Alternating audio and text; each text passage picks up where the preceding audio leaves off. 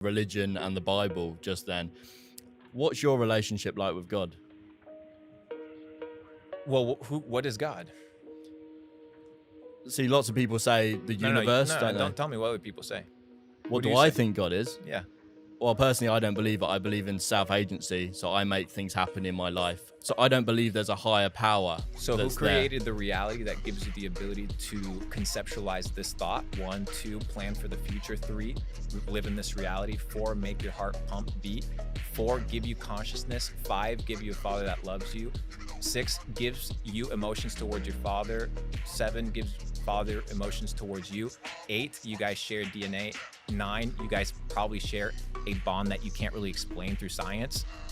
How do you explain those things?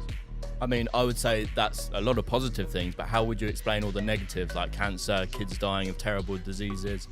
There's lots of bad things in the world as well. So if God made all those positive things, then he must have made the negative things. So why would he have done that? You're under the assumption that the negative things are bad. The negative things are just the negative things. When you understand that there's positive and negative at an energetic level, you no longer see things for what they are. When you observe things from a higher position, you understand that everything that's happening in this reality is merely an expression of what? It's merely an expression of the human condition, because the human condition is manifested in reality. So you see wars, you see turmoil, you see all these things happening.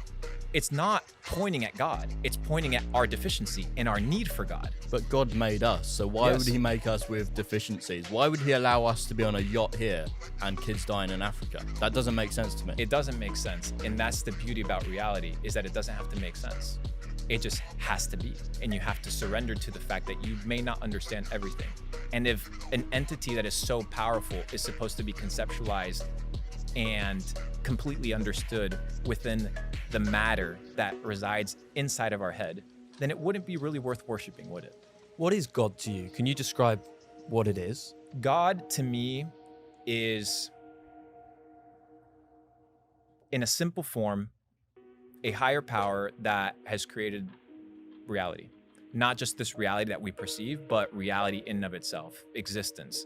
So subconscious, conscious, spirit, 3-dimensional realm, 2-dimensional realm, 4-dimensional realm. You can go to multi-dimensions. The creator outside of the universe. So we live inside of a matrix. Matrix comes from the word matriz. Matriz is the word to be born out of the womb. That's what it translates to. So the matrix is basically a birth concept. So just like I could give you, we could take this watch right now, toss it on the table, break all the individual pieces together. I could shuffle it as many times as I wanted, but unless there was intelligent design, that watch wouldn't come together. Why does something have to create our reality? Because obviously, if we're saying God created our reality, who created God? You know, it keeps going and going and going. There needs to be an end point. Well, no, that's under the assumption that God abides within natural law.